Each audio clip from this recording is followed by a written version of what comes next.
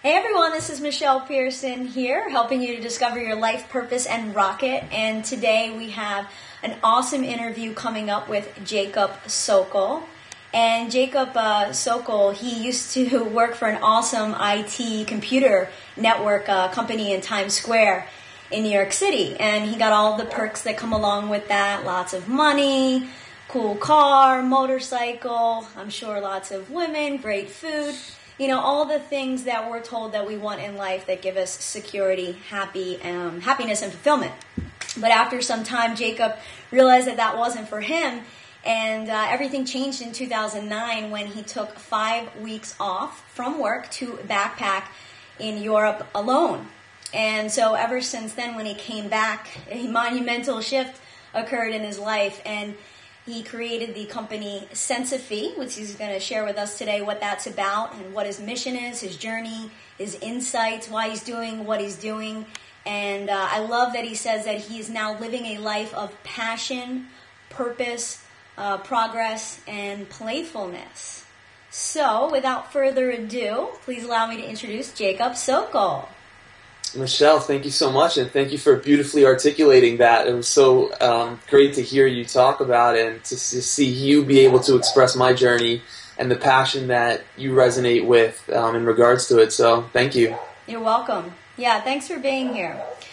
So what I'd like to first start off and ask you is if you can tell our viewers here, because a lot of people that are into this work are wanting to follow their heart. They're tired of doing things just to make money and just to get by. They want to do something that brings them meaning. They know they have a greater purpose here on the earth, but they don't really know how to go about it. There aren't really any examples of successful people. And so I'd love it if you can just start off and share with us briefly kind of where you're at in New York City, this high-paying job, the lifestyle you were living, and really what changed that allowed you to kind of take that big leap into the unknown and start to really go out on your own as an entrepreneur and step into your mission and your purpose.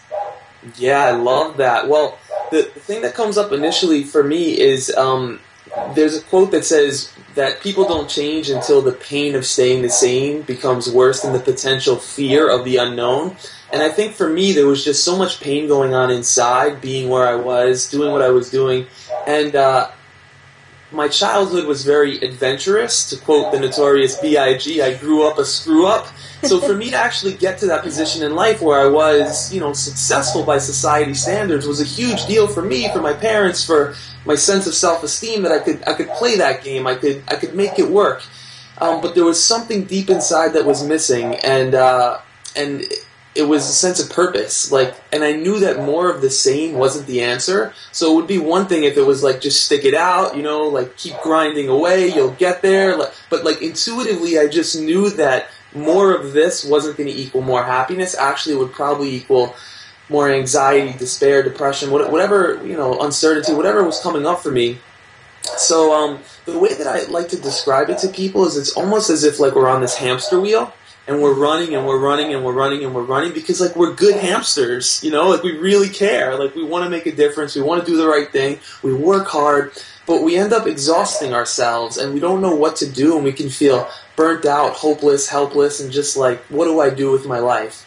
So I think the first step is just slowing down and allowing ourselves to break our routine and our pattern. And once we slow down, we can have some awareness oh shit, I'm on a hamster wheel. How did that happen? And we realize oh well, I was put on there by society and by doing all the things that, I'm supposed to do based on society, culture, our family, our religion, our background, our gender, all the things that kind of tell us who we should be subtly. And so I think that's the first step, is slowing down and then starting to study ourselves and starting to say, who am I and what's important to me? What are my values? What are the things that most make me come alive? What are my strengths? What are my passions? What are my dreams? If I had no obligation to ever actually pursue what I'm about to say, what would I say that my dream would be? And just start to play with that and see what are my fears? What are my triggers? When do I feel good? When do I feel bad? Just for me, it was all about really becoming a student of Jacob. Who am I? what am I here to do with my life? And it's really an identity quest, you know, especially at that stage in our 20s and even in our 30s or beyond. It's really about figuring out, who am I? What am I here to do? And then I think once we have that information, we can jump off that hamster wheel, which is incredibly scary, and that's that leap of faith that you brought up. And I actually like to frame it more as a walk of faith, because I think that people think that there's like a leap and they're going to like hold their breath and jump off the cliff and like they're going to land and, you know, whatever, that it'll be done. And I see it much more like walking through that dark forest where there's unknown and there's, you know, you're scared and it's not easy and it's a long walk, but it's a fulfilling walk. It's a walk that keeps you playing at your edge, that gives you meaning and purpose, which we can talk more about. But just want to check in with you there and see if I'm actually answering your question or not. Yeah, you are. I like the way you articulated that as a walk of faith, because you're totally right. It's not like we just take this leap and then, oh, everything's perfect, I have the lifestyle. You know, it's a continued process of constantly having faith and carving your own path into the unknown, because when you jump off the hamster wheel, you know, there is no set, you know, way to follow it. It's like you're creating your own life as the artist. So I like that, the way you phrase that as a walk of faith. So what I'd like to do is just ask you about this trip you took to Europe, and what was it that changed for you to go from, you know, high-paying job, New York City, you've got everything that a lot of people aspire to achieve. What was it that really shifted? Was it one moment that you realized you had kind of like a aha, you know, awakening? Or what happened for you that when you came back from that trip, you thought, I can't continue doing this anymore the way I'm doing it. Something's got to change. Yeah, that's great. Well, for me, I think in retrospect, what it was is that trip and travel as a whole allows us to replace our assumptions about what life is like and what life needs to be like. So I went to a place I had never been before, Europe, and I went to, I think it was like 11 cities or 11 countries in Europe within 5 weeks. And I just saw a different lifestyle. I saw people from all over the world. And really there were three main things that happened for me on that trip. One is I realized there was a different lifestyle, so I didn't need to be in that corporate grind. And again, I didn't really know any different. You know, I thought this is what I should be doing. These are the people who I was surrounded with. I didn't have people like you in my life. I didn't have people like Dave Ursillo, who's in the other room right now. We're in Maui, by the way, for the time being. And I didn't have this kind of community that let me know that there's another reality that's possible. There's another lifestyle. So traveling allowed me to see that, one. Number two is that travel allowed me to escape my role, and I think that at home I was like, this is great. I was Jacob the IT guy, and anything that I did kind of had to fit into the role of Jacob the IT guy. But there's a really authentic side of myself that doesn't fit in and conform to that role that I had, so I couldn't really go into an office and speak with the type of, I don't know, passion and like just verbiage that I like to speak with, because I needed to be a professional. Mm-hmm. Couldn't listen to like hip hop music when, you know, whatever. And I get that, but it just felt like there was a sense of my soul that was being like confined and not able to be expressed.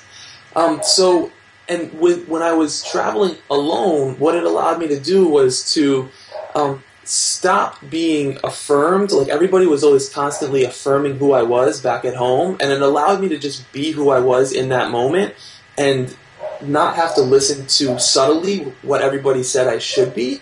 And in turn, I stopped telling myself who I was. That was a really big thing for me, is that I stopped saying, no, but you're this guy, you're that, you don't do that type of thing, you're Jacob, you don't get out of your comfort zone and, you know, go strike up a random conversation with somebody who looks interesting, because that's just not what you do at home. But when you travel, you know, and you're just in the moment and you're present, it's like, yeah, screw it, why not? So that was the second thing. And I think the biggest thing that happened to me on that trip was that Eckhart Tolle talks about it, and it's that the idea is that we are not our thoughts, and that we are a being and we have thoughts. I'm a super practical guy. I feel almost weird just talking about this right now, because it just borders on being too like out there for me. Just because I'm like born and raised in New York, street smart kind of guy, and I have a spiritual side to me. Yeah. But like, so for me, it was, I understood the theory of we are not our thoughts. Yeah, that's really great. Okay, cool. We're not our thoughts. Our thoughts come and they go. But really being on this trip allowed me to detach, because like our thoughts are just patterns. they're habits. And the same way that you have a habit in your life of brushing your teeth, waking up at a certain time, eating what you eat, we have habits of our mind. And the more that we do a habit, the more that that kind of feels ingrained into who we are and what we do. So when I was out on this trip, my thoughts started to change. And like back at home, if I had a crazy thought, I thought it meant that I was a crazy person. Now that's still up for debate. I may be a crazy person, I may not be. Hopefully I am.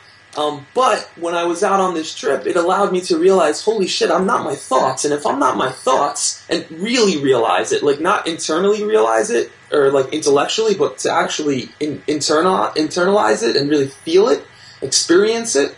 And that allowed me to realize if I'm not my thoughts, I can change my thoughts. If I can change my thoughts, I can change my life. If I can change my life, the possibilities are open for me. And I just felt like going back to that old job would get me back in that same rut of thoughts and all that other stuff. And I just knew I couldn't do it. It was just, I need to figure out how to leave. I'm going to give myself 6 months to figure out how to do it. Long story short, I ended up reducing my expenses, literally cut my expenses in half. And that's where the story continues. Yeah, I like what you said about, changing our thoughts. Because we have, I don't know how many, but thousands of the same repetitive thoughts every single day. And we start to identify and think that we are these thoughts. But when something happens and it takes us out of our comfort zone, whether we travel or even some sort of, like emergency of a situation, we kind of step out of that and realize that that's not really who we are. And so what it sounds like is when you went traveling, you realize, whoa, I was stuck in this kind of, frame or box of who I should be and how I should think and how I should act. And you start to get in touch with your authentic self, with your soul and what you're really about. And I think a lot of people are hearing that call now, but they don't know how to really step into it. So what I'd like you to do is just share when you came back and you decided to cut your expenses in half and you decided to kind of embark on your own and start your website. How did you come up with the name Sensify? What does it mean? And how does it help people? Yeah, right on. So Sensify, so I'll continue the story where I left off. So I leave my job, I come to Hawaii, and the reason I came to Hawaii is I had an old roommate who moved here, and she said, hey, you can sleep on my floor if you want, like, go ahead. And I'm like, seriously? I've never been to Hawaii, I know nothing about it, but I can stay with you for 6 weeks? All right, I'm game, let's go. So I came to Hawaii, and what I did was I just wanted to study, and I just wanted to learn, but I wanted to learn and study things that I cared about, not what I was told I should care about. And that's when I came across, or around the same time that I came across Brian Johnson's work within Theos and Philosopher's Notes, and I was just like, this is it, like this is what I've been looking for, like why didn't I get taught this ever before, where was this? And like, I think you have had a very similar experience, but to me it felt like Brian bridged the gap between all this great wisdom that was out there, and he made it super translatable in a way that I got, because he just spoke like a regular dude who could take old school philosophy, positive psychology, conscious capitalism, all these things that as like a 24-year-old or at any age, I just felt like we're so far removed from what I could possibly like really get, and he just helped me get the ideas behind it.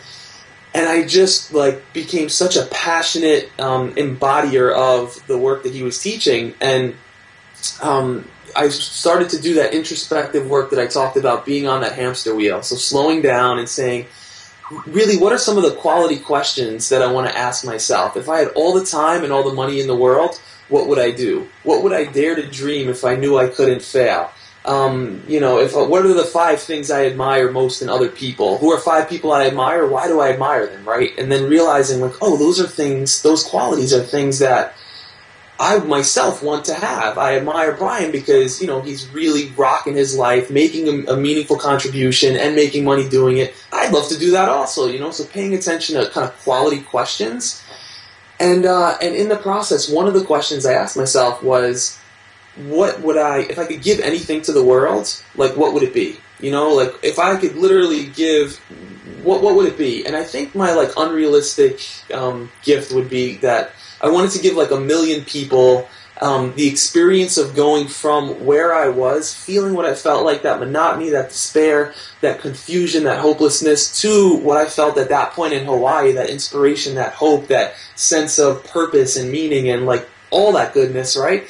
And that's what I want to give to the world. How do I take people from being where I was then to where I am now, feeling what I felt then to feel what I feel now?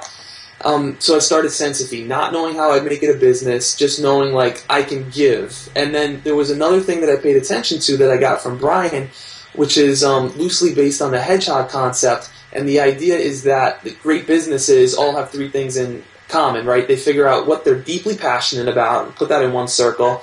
They figure out what their strengths are, potentially what can they be the best in the world at even, and put that in another circle. And then the third circle is where is there a need? How can they provide some kind of value? What service can they create? And where these three circles overlap is the sweet spot. And for me, that's my purpose, right? So, and on a kind of macro level, that's my purpose, on a big picture kind of thing. So I was like, well, I think that this Sensify thing could be a way that, and that's how I came to the conclusion. And then Sensify, right? So it comes from two words, sense and Sophie. And sense is like sensation, your senses, it's the feel. And Sophie comes from philosophy, meaning wisdom, Sophie meaning wisdom. So it's the feeling of wisdom. It's not just knowing something, and it's not just like studying something, but it's taking that wisdom, embodying it, and then feeling the results in your life.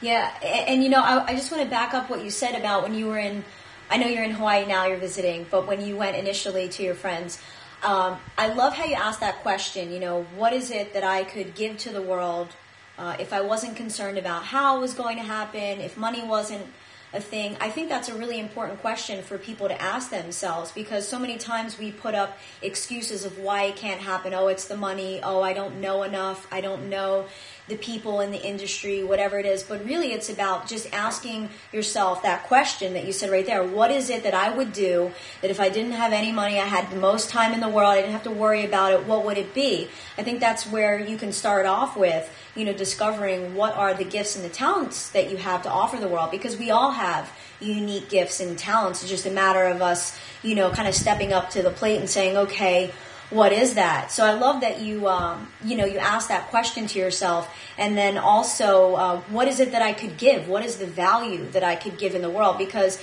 being successful and making money, you can do it in a shady kind of way, but that's not what we're about. We're about like integrity and truth. And in order to be successful, you've got to be able to give something to people. So I love how you asked yourself those questions, because so many times people go through their life and they never ask these questions. They plan more of their 2-week vacation than they do to plan their life out. So I think that's really inspirational, and something that people can take away from this interview today is to start to ask themselves those questions in their life so that they can get clear. Yeah, and then one quick thing I would throw out there is that give yourself time. Don't expect the answers to come right away. Like, that answer didn't just manifest mysteriously from God speaking to me through a meditation that I did, right? Like, that was me doing the journaling, staying with the questions, living the questions, surrounding myself with other people who were living those questions, immersing myself in community of people who understood, learning to dial down my trying to convince other people, like my friends and family, of what I was doing, being optimistic, studying the hero's journey, these types of things that allowed that to happen. And just one other thing that I have to throw out there is that the beauty of that 3-circle model that I mentioned is that, exactly like you said, I'm using my strengths, which people can take the Authentic Happiness Strengths Finders test if they're curious as far as what some of their strengths are. But you can also ask people, or pay attention to when people thank you for things, or what are you naturally good at? Like, I have a decent sense of direction. Like, I would never think that's a strength, right? But it just in some way is. So just start to pay attention to that. But what I was going to say is that when you embody this, not only are you doing what you love because you're passionate about it and you're good at it and you're getting better, but you're doing it in service to somebody or something larger than yourself. Mm-hmm. So it's a win-win. And it's not like you're showing up and it's anybody is losing in any way. You do what you love, other people benefit from it. So to me, that's kind of the beauty of doing work that you're passionate about. And of course, it doesn't come overnight. Still 3 years later, I'm still at the point now where this year I'm hoping to make from this business what I would have made from my IT job when I left, right? So 3 years later, still working on getting back to that place. But talk about purpose, talk about me being in Hawaii and going wherever I'm going to go and all the traveling that I do and the life I live and the people I connect with and how I spend my days, my overall quality of life, my sense of who I am and what's important to me, my growth, like these things you can't put a monetary value on. Yeah. So, yeah, I'm not back at that salary yet, although I'm excited to be by the end of the year. And it took me some time, but there's so, quality of life is just that much more better. Yeah, you just said a lot of good things. I just kind of want to highlight all those. It really is about the lifestyle. The lifestyle of having a life of purpose and freedom to do what you want, when you want, with whoever you want, whatever you want. I think it was Tony Robbins that said that that's the definition of success to him. And so just having the financial aspect is only a small component of it, because you could be the hamster on the wheel, right? You've got the money, but you're kind of stuck in the security and the comfort of being afraid that you're going to lose all of those things. So when someone wants to embark on following their purpose and doing what they love, there definitely is some sacrifice, right, that takes place. And you had mentioned that your family had, I'm sure they were well-meaning, but they had some concerns about you totally leaving this secure job. Like, what the hell are you doing, Jacob? How are you going to make a living? So what I'd like to do is just talk about that, because for people that are watching this today that are feeling the call that they want to live their passion and their purpose, but they're kind of scared about, the financial aspect and also what their family and friends will think. Let's talk about that, because I've gone through my own thing where people are like, you're crazy, what are you doing? And I had to go in hiding for a few months before I moved from, because I'm originally from Philadelphia. I literally went underground in hiding, didn't go out, and then all of a sudden I'm like, I'm moving to Hawaii in a month. And they're like, whoa, how did that happen? So I'd love for you to share, how you were able to kind of put those well-meaning voices aside from your family and friends and still continue to listen to your heart and stay on the path of the hero's journey, which takes a lot of courage and bravery and inner belief in yourself and also whatever you believe in, God, source, the divine. So if you could just talk about how you were able to deal with that would be helpful for people. Yeah, for sure. The first thing I want to say is I love you, family. You guys are awesome. Thank you for watching this, although you're probably not, but if you are, thank you. That's the first thing. The second thing, I think the most important thing that I had to learn from this is that it's possible to love somebody without them really understanding you, and that's a difficult one, especially when it's the people who you're closest to. Really, it's impossible to try to convince somebody to see your way of being, in a sense. So as much as I tried to do that, ultimately the lesson that I came to was I can love somebody without them getting who I am. And again, it hurts a little bit because this is the deepest part, what's most important to me, who I am, who I want to be, all of that. And like you said, sometimes we need to go into hiding, whether physically, emotionally, intellectually, whatever it may be. And I had a similar experience as well. They come around at some point, and they may never fully get you, but I looking back 3 years later now, they're supportive at least. They love me, so I'm in their life. And there's certain friends who I don't hang out with much anymore. And again, I still love them. I have experiences with them that I could never recreate. Cutting class, smoking weed in high school, doing graffiti, all kinds of things that kind of were some really adventurous, cool times in my life.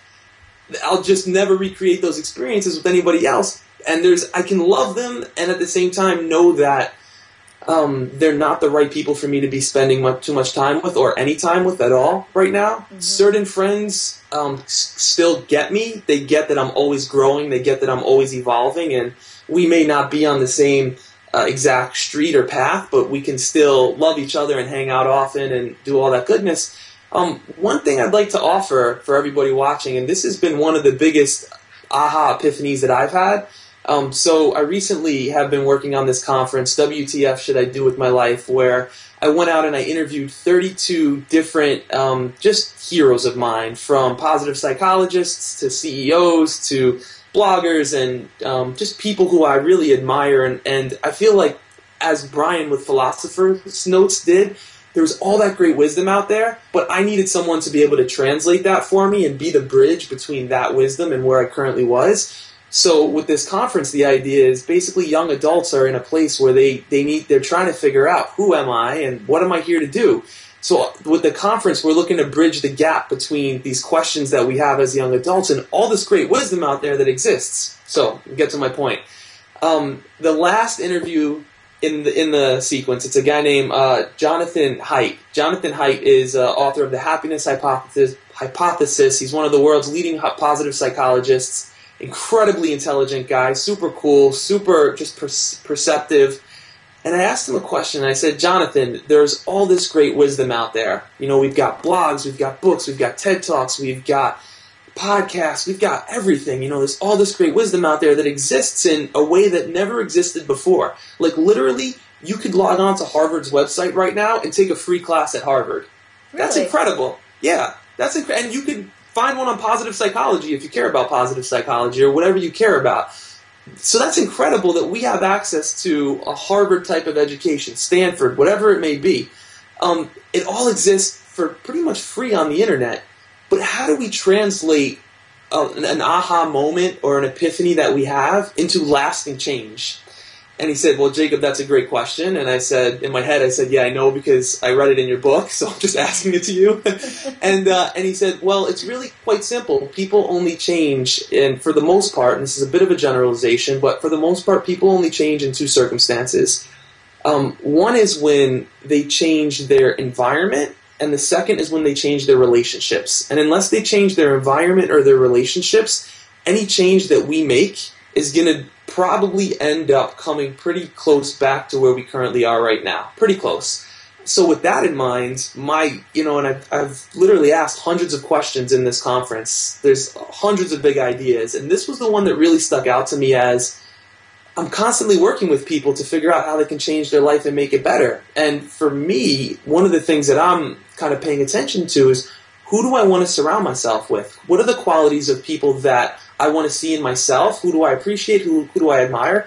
And then how can I really just immerse myself in their life? So, like, for me, and not everybody has the luxury that I have, I'm trying to figure out, like, how can I live with entrepreneurs for the next remainder of the year? Like, I just want to live with people who have thriving businesses that are doing things, making a meaningful contribution in a way that I appreciate, and just be like, how can I go live with them or live near them? And that's what I'm doing with Dave here right now. You know, Dave is another fellow entrepreneur, and just having him here to be able to bounce a quick idea off of has been tremendous for my business in a way that no book could have ever possibly allowed me to do. So for people who don't have that luxury of just choosing where they want to live, I would suggest, well, pay attention to who you surround yourself with. Are there meetup groups that you can go to after work? Can you join a mastermind group? Look at the blogs that you read. Look at the comments. Reach out to people in the comments. Get on the phone with them. Skype with them. Set up a weekly call. And make it a long-term vision. It's not about you need to do this today, tomorrow, the next month, but make it like this is your life that you have here. So really allow yourself the patience, the persistence, the diligence to make sure that you're going in a direction that brings you closer to a community of people that's in alignment with your values and your passions. Absolutely. And that's really important what you said there, you know, surrounding yourself with the right associations. Napoleon Hill, who I'm, a big fan of, he was like the grandfather of personal achievement. He talks about the power of the mastermind and surrounding yourself with like-minded people. And it's so important what you said, to surround yourself with other entrepreneurs, other people that are positive, that are really going for it, that want to live on purpose. Otherwise, you kind of get dragged down and you'll go back into the old ways. And although we have relationships, like you said, with people you used to hang out with, smoke weed, do graffiti, that's great and all, and it's not that you don't want to be friends with them, but they're not kind of going on the same path as you, and you can still say hi to them and maybe hang out and have like a drink once in a while, but you can't really hang out with them on a consistent basis. You've got to constantly surround yourself with the right people that are going to take you up to that next level. And I also like what you said about it's not an overnight success. I think in the world we live in, it's such an instant, gratification society. It's like, okay, we can go online, we can order this right away, we can get fast food, we can do all of these things and get it right now. But the success principles are still the same, that it takes time. And I love what you said about, being consistent and having that diligence and, being persistent with all that, and that it's taken you a few years to get to this point now where you're just about to kind of break even with what your income was in your IT job.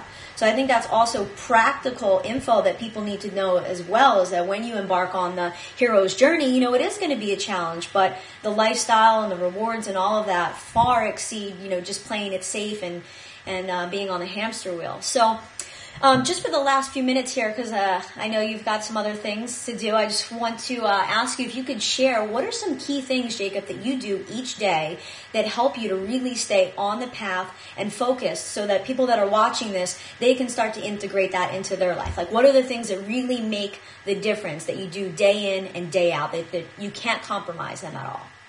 Yeah, that's awesome. So the fundamentals, these are my fundamentals. And I meditate every day, first thing when I wake up. It's wake up, open my eyes, brush my teeth, use the bathroom, meditate. Pretty much, unless I'm like hungover, which is not, but it happens on occasion, then I'll have to figure out when to meditate in that day, but I just do it right away. So meditation, boom. Well, wait, what's I want to ask you, because people still are not quite sure about what meditation is. I think meditation is different to all people, so what is meditation to you? What does that mean? Yeah, awesome. So I just focus on my breathing. I sit down, I put on a like ocean type of MP3 sound I use Blicitations, and I just focus on my breathing for 15 minutes. Deep inhales, deep like long exhales, and that's it. And it allows me to train my mind, and just anytime my mind jumps to, I need to do this interview later, I have a coaching call coming up, what about that project? This person didn't get back to me.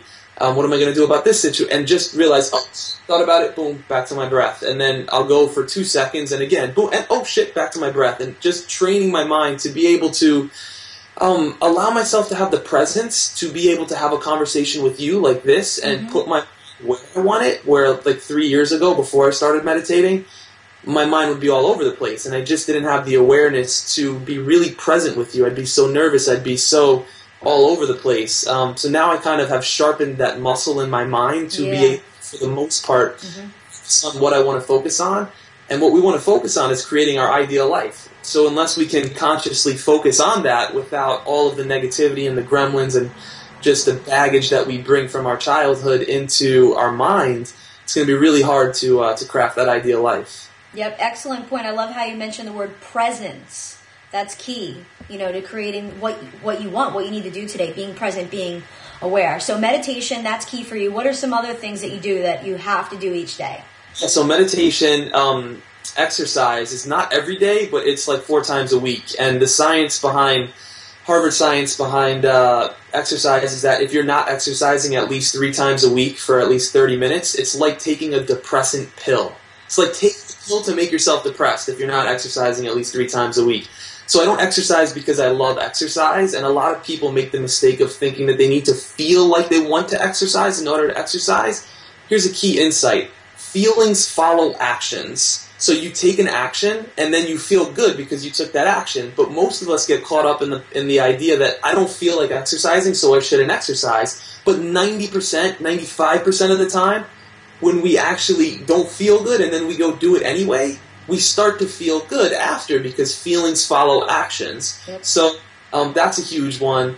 Authentic connection. This is really big. I lived a lot of my life as kind of like not a loner, but I think there was a certain sense of pride that I had in being able to be self-reliant, be by myself, like not need other people.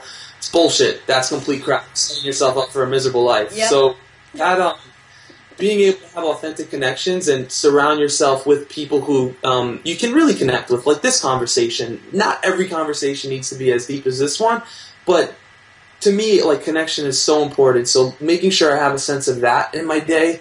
My nutrition, for the most part, I'm a pescatarian, so I mostly eat nutrient-dense foods for the most part. Again, there's nights I go out drinking, I eat pizza, I'm a regular person, so but for the most part, these are like the things that I do on a regular basis. I have a green smoothie every morning when I can. And then I do my work. Like, that's a huge thing for me, is I do my work. And if I don't do my work, I get anxious, or I get, like, uneasy. I feel like there's work that needs to be done for me right now in my life, and it's really important that I honor that, and that I show up for the work. And that doesn't mean that I won't be anxious, doesn't mean that I won't be off my game sometimes, or I won't have coaching calls where I'm not 100% on. But the more that I live in integrity with what I know to be true, the better everything else falls into place. My coaching calls, my business, my personal relationships, my love life, my family life, the whole package. So those are some of the things. And I'd say the biggest thing I'm focusing on this month is delaying instant gratification.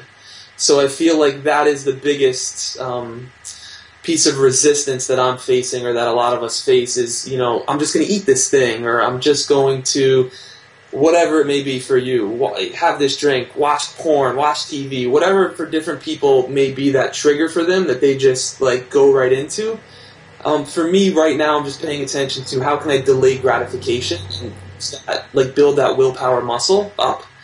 So that's my current focus practice for this month. Cool. Those are all excellent things to do each day. I do similar things, and they really make a difference. It's about doing those key things each day over a period of time. And although you may not see the results right away, you will see it.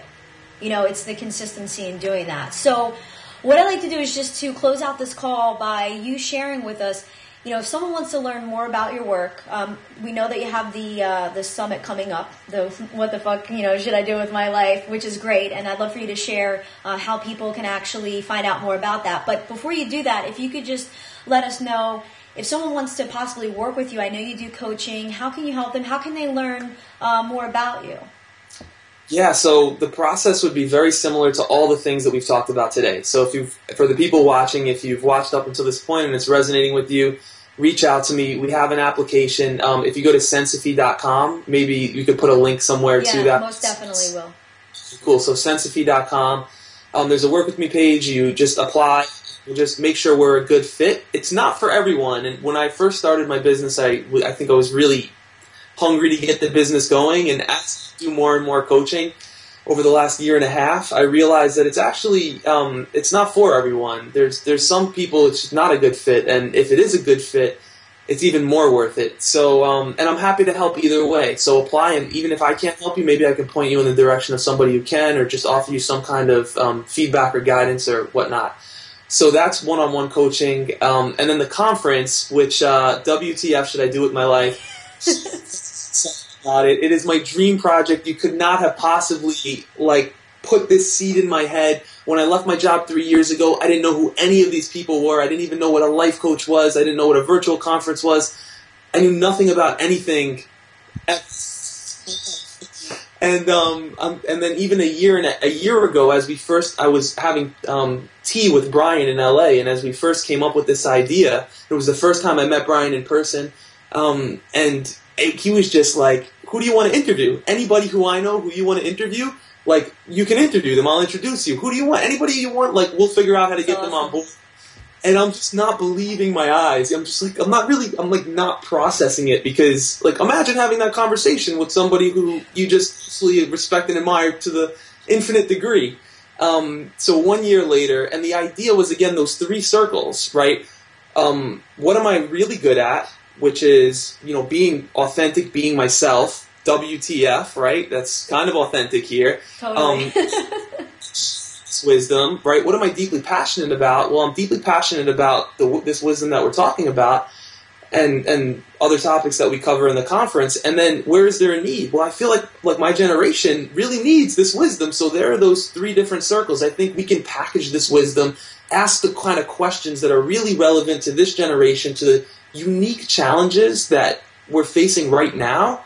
There's lots of timeless wisdom out there. There's lots of timeless wisdom. But who's paying attention to the challenges of 2013 and how that wisdom applies to today's challenges? And who's doing that in a real way that is this, conversational? It's not just a bunch of textbook bullshit that somebody is going to get a grant for. It's actually addressing the real issues that I hear from my coaching clients, that my friends have, that I've went through, that I'm still going through. So that's the conference. It's 33 different chats from April 22nd to April 27th, completely free to attend and listen to. And I couldn't possibly be more excited. If you're not coming, I want to know why you're not coming, send me an email why you're not coming. If you are coming, send me an email and let me know that you are coming. You guys can all get the link from the bottom of this interview or however you provide it. But just so incredibly excited about it. Yeah, I'm really excited about it too. I'm looking forward to it. I love, that it's real practical, down to earth stuff. It's like taking all of these esoteric principles and things and making them digestible and palatable in the world we live in today. Because it's like, how do I relate to the guru in the cave? Like, I'm working in this job and I've got to be there 9 to 5. What do I do? So I think this is going to add a lot of value to people. I'm excited to attend. We'll put a link below, and people can learn more information and sign up from there. Thanks. So, all right, Jacob. Well, any last words of wisdom that you want to share with us today before we end the call? Keep in touch. Feel free to reach out to me. I'm happy to develop these types of connections with everybody. This is what brings meaning and purpose to my life, is a sense of talking about the things I care about, connecting with people, and seeing how I can help and support them. So just keep in touch. We'll have all my info linked up here as well. Yeah, we will. And thank you so much for taking the time out of your day. Enjoy the rest of your travels. I know you're in Maui right now. You're living your dream, and you're going to be going over to Oahu later today. So have an awesome time in Hawaii, and just keep doing what you're doing. The world needs more of us to really get out there and inspire and help people. So thank you so much.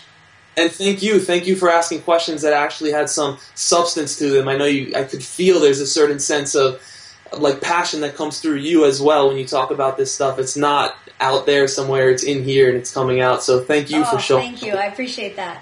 I feel it. I feel the goosebumps. I'm like, I'm passionate. It's on. So yeah, thanks for that acknowledgement. Right on.